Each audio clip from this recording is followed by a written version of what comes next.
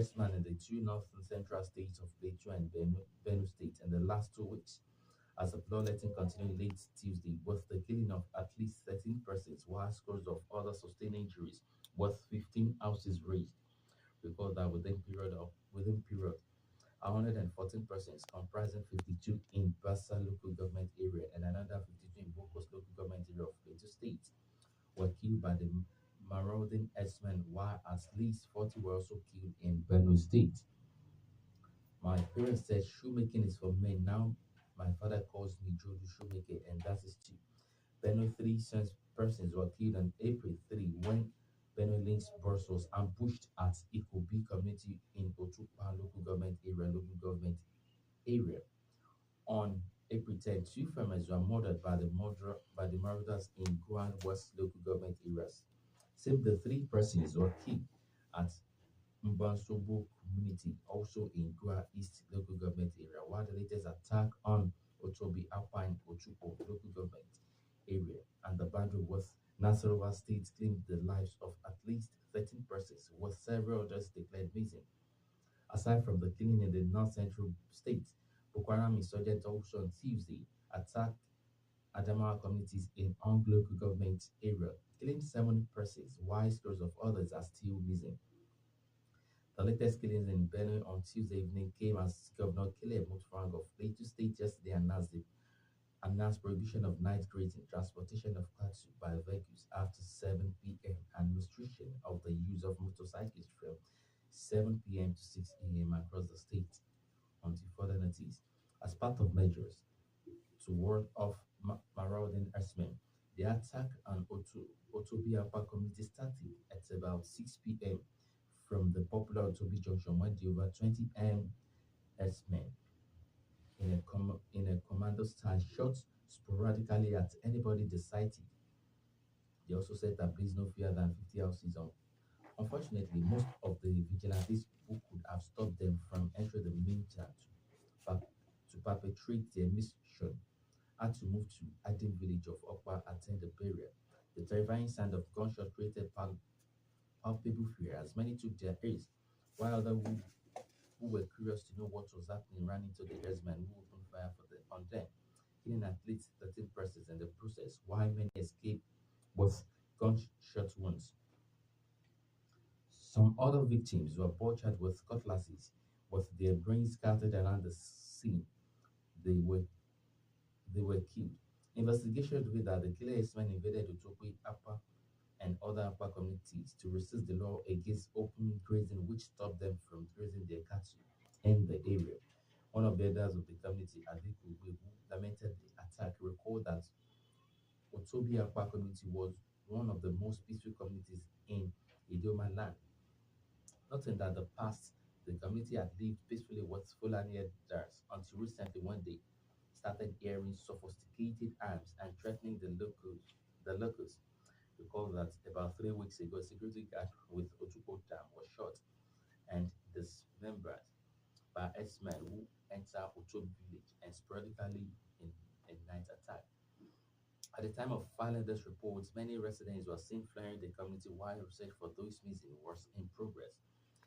There was also no sign of security presence in the affected areas. Benue State Deputy Governor Samuel, the company of heavily armed security operatives, yesterday visited the area to sympathize with many of the residents who are currently taking refuge at the federal government college Otobi. He appealed to them that to remain calm, assured that measures were being put in place to further attack by Kelly's herdsmen. Meanwhile, the community has become a ghost town as virtually everyone has fled the area of another attack. 7 killed, many more missing as Boko Haram insurgent attack Adamawa community, while the others are running riots in Plateau, Benue, and Nasarawa states. Boko Haram insurgents in the early hours of yesterday launched an attack on Adamawa communities in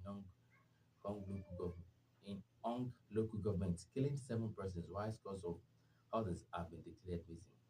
The attack is the fourth this year, occurred in the quiet community of Banga and La and some adjoining villages in Ong local government area.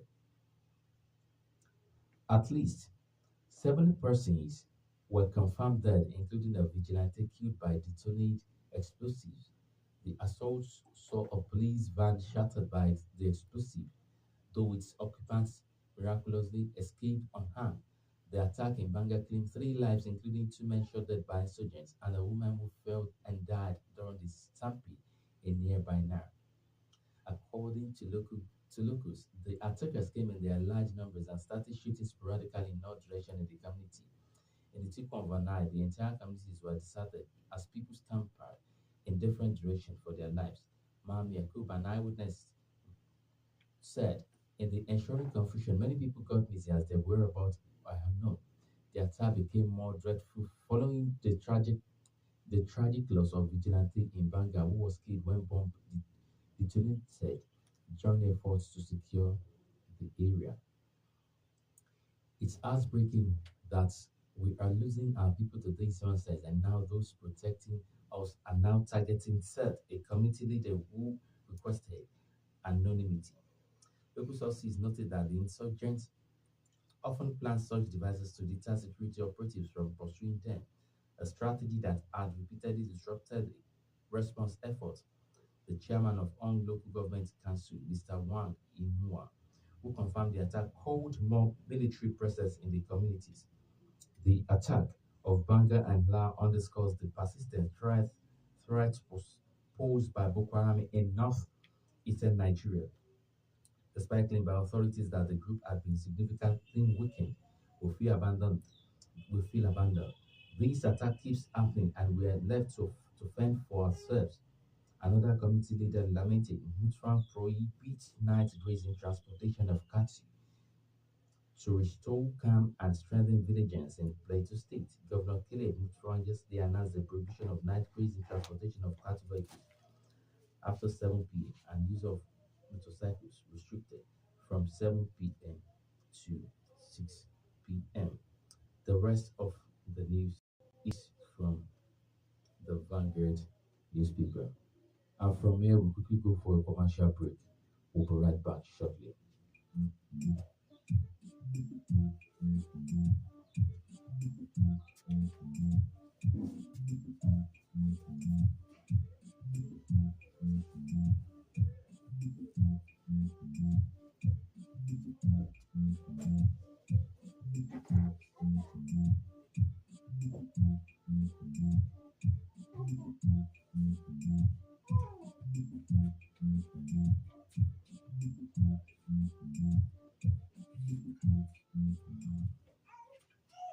Thank you for staying with us. The rest of the news.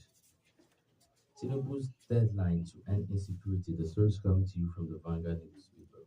President Bola Tinubu's December 25 deadline for the armed forces to end insecurity in Nigeria is a fresh approach to the duties of his office as Commander in Chief. It's different from the usual marching orders that no longer means anything, even to the military and police personnel. The most In most cases, the armed forces and police appear to wait to be issued these marching orders to avoid unwittingly stepping on wrong toes. So our former chief of army staff left.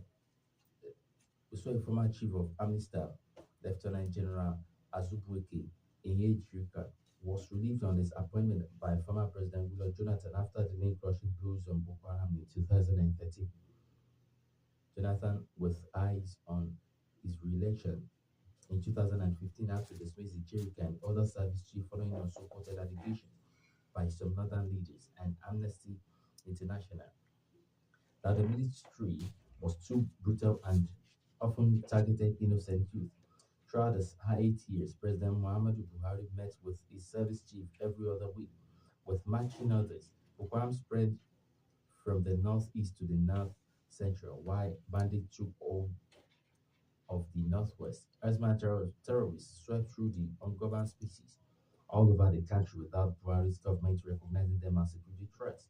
If Tinubu is resolute with the targets, if Tinubu is resolute with the target he has set for the military and ready to back them up with unflinching political will, we are likely to make giant strides against insecurity by December 2025, even if we did not score 100%. Targeting settings and achievement assessment are core strategies routinely deployed by businesses and private sector organizations for results. They allow concrete measurement of success and failures and enable management to strategize for greater achievement. Tinubu seems to be taking his private sector orientation into government. This is different from Buhari's style of giving people jobs and abdicating leadership, which encourage indolence, corruption, and pursuit of personal agendas by officials. With this target, the media and public would watch to see the results year end. We all have been handed to basis to judge performance. Along with this, the military under Chief of Defense Staff CDS General Ramusa has ramped up regular briefings of the media. The rest of the news is coming to you from the Vanguard newspaper. And this is where we'll be calling today on today's edition on Morning News coming to you live and direct from Akomo online radio station. But before we go this morning, let's quickly take a look at the recap of the major stories.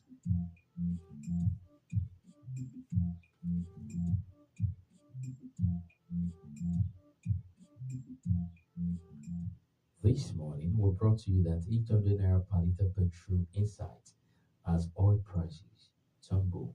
The story is coming to you from the Punch newspaper. We also brought you this morning that insecurity worsens. Earthman killed 144 in Plateau, Benue in 14 days. The news is from the Vanguard newspaper. And lastly, this morning we brought you that Tinubu's deadline to end insecurity. The story is from the Punch newspaper. The news was edited and compiled by Obaluluwa Winner.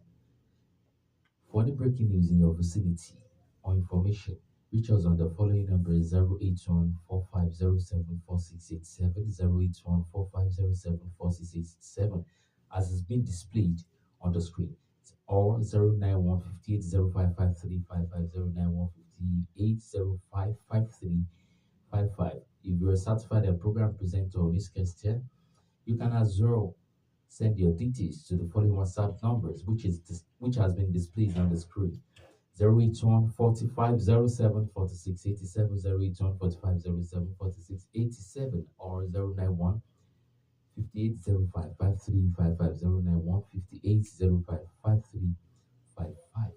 For sponsorship of any program in our radio station, or you want to support us in terms of funds, finances, or gift items, you can also support us by giving us call or messages on the following numbers as 081 4507 4687, 081 4507 4687, or 091 5805 5355, 091 5805 5355. Good morning and thanks for listening. Omobayoni Apola is my name. Do have a brighter day. Good morning once again. Bye for now.